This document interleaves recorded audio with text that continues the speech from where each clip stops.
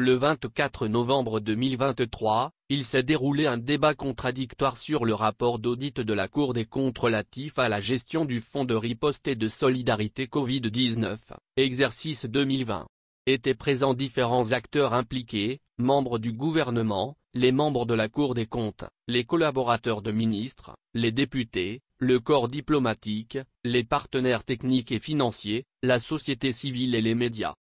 Cette confrontation vise, selon le gouvernement, à approfondir les échanges, à éclairer la population, et à tirer des leçons pour l'avenir. Il s'est agi, avant tout, de passer en revue les observations de la juridiction, questionner les mécanismes qui ont permis de gérer les fonds alloués dans le cadre de la riposte, et s'assurer que les fonds de concours de riposte et de solidarité ont été utilisés conformément à la mission qui leur est assignée. Quelques jours après la sortie du dit rapport qui a secoué l'opinion togolaise en particulier, le gouvernement a pris les devants, comme pour désamorcer une indignation qui allait croissant, et avait assuré dans le communiqué en date du 9 février que c'était lui-même qui a commandité auprès de la Cour des comptes un audit des ressources mobilisées et des dépenses effectuées pour la gestion 2020. La mission assurée par la Cour des comptes et le travail qui a été réalisé à l'initiative et à la demande du gouvernement, traduisent un fonctionnement normal des institutions de l'État prévu par la Constitution de notre pays ainsi que la volonté de transparence qui anime les autorités togolaises, pouvait-on lire dans le communiqué ou surnage insatisfait assumé du gouvernement. Mais par lettre N-0396 MEF-SPPRPF-EBM et BAD du 8 octobre 2020, on apprend comment le secrétariat permanent pour le suivi des politiques de réforme et des programmes financiers a saisi la Cour en vue de lui permettre de prendre les dispositions pour préparer les audits prévus dans le cadre du protocole d'accord de don et des deux accords de prêt signés en date du 6 août 2020 entre la République togolaise d'une part, le Fonds africain de développement d'autre part, et la Banque africaine de développement d'une autre part.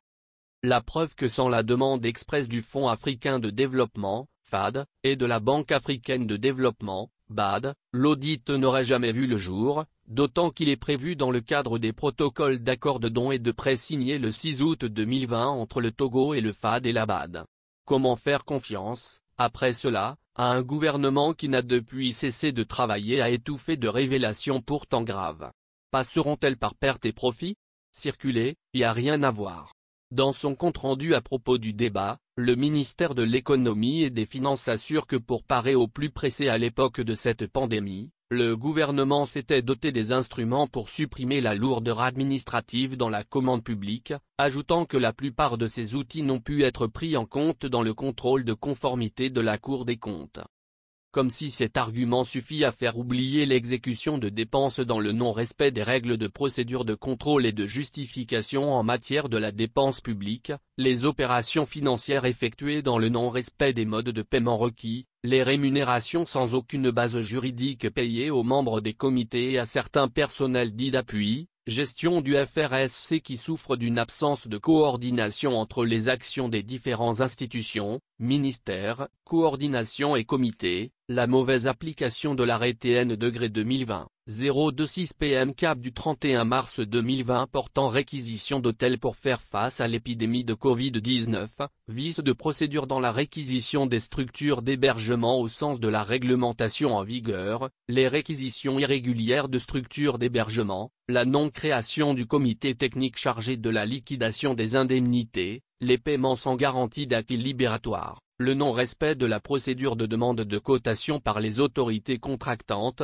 la mauvaise application par les autorités contractantes de la procédure d'entente directe qu'elles ont utilisée, l'absence de description des spécifications techniques, les prestations exécutées en l'absence de contrat ou convention dûment signée et approuvée par les autorités compétentes, les marchés ou conventions attribués aux entités inéligibles à la candidature de la commande publique, les marchés partiellement exécutés mais totalement payés. Malgré la réalité qui crève les yeux, messieurs les dirigeants veulent cacher le soleil avec la main. Pathétique.